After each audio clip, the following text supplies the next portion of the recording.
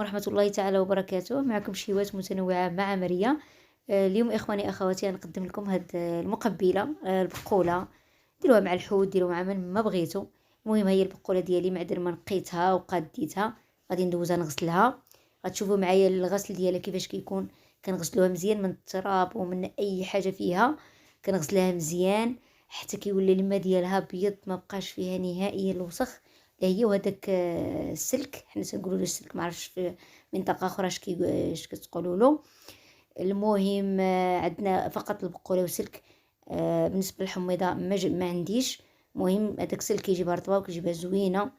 هانتوما كتشوفوا معايا كنحكها مع بعضها مزيان وكنغسلها، كنعطيها واحد الغسله مزيان. دابا راه شي ثالث غسله ولا ما عرفتش شحال من غسله، يعني حتى الماء ديالها كيبقى عليها نقي.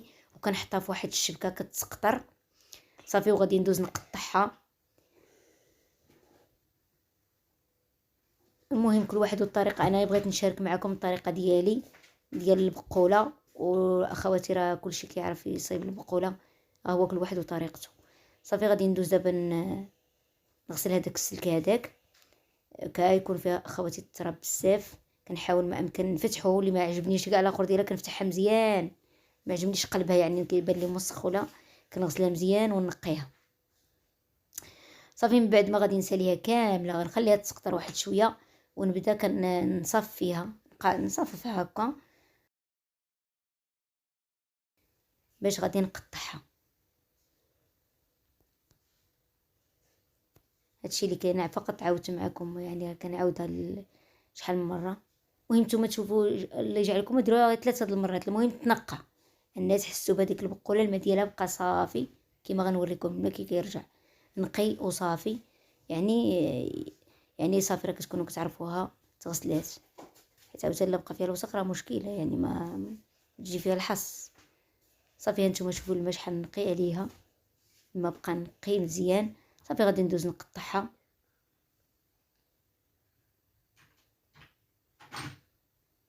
انا من بعد ما قطعتها نتوما كتشوفوا معايا درت هذيك قبل الربطه الاولى ولا الحزيمه الاولى ولا شنو المهم واحد شويه كنديرو بيدي نصايبو على جهد ما تشد اليد ديالي.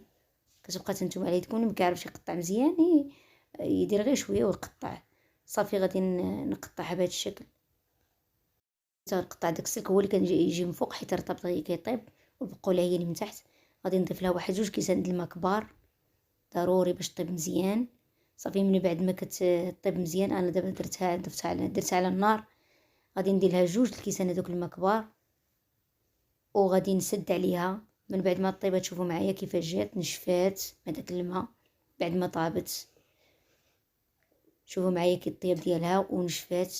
ها نتوما تخليوها تنشف، حتى لو فتحتوا عليها ولقيتوها باقا ما نشفش خليوها تنشف. بالنسبه للتوابل غادي نمر للتوابل.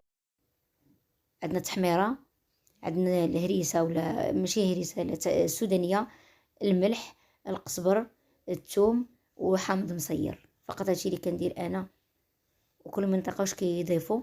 غادي نكب هذوك التوابل مع داك الحامض مصير وعاد ندكك مع القزبر والملحه. كاين اللي كيطحنهم في الهاشوار، فيما بغيتو دوزوهم. غادي ندير زيت الزيتون ضروري، اللي ما كاينش ما متوفرش زيت الزيتون نديرو زيت المائده.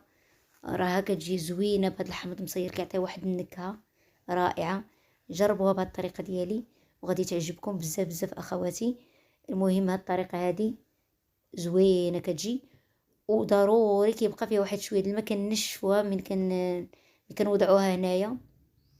غادي نوضعها انا بعد ما غادي تحرق لي ديك تقلى ولا تشحر هذيك الثومه والقزبر ضروري باش ما يبقاش هذاك الجهد ديالهم وما بحال نطيبهم شويه. صافي من بعد ما طابوا هاد شويه ونزلوا غادي نضيف عليهم البقوله ديالي شويه بشويه. وغادي نبقى نحرك كل ساعه، نخليها شويه فوق النار تتوقف مزيان، ما تبقاش فيها نقطه د الماء مع ديك الشرموله وهذاك الحامض المصير وزيت الزيتون. كتجي ما شاء الله. جربوها اخواتي على طريقتي. وهذا هو الشكل النهائي ديال البقوله ديالنا.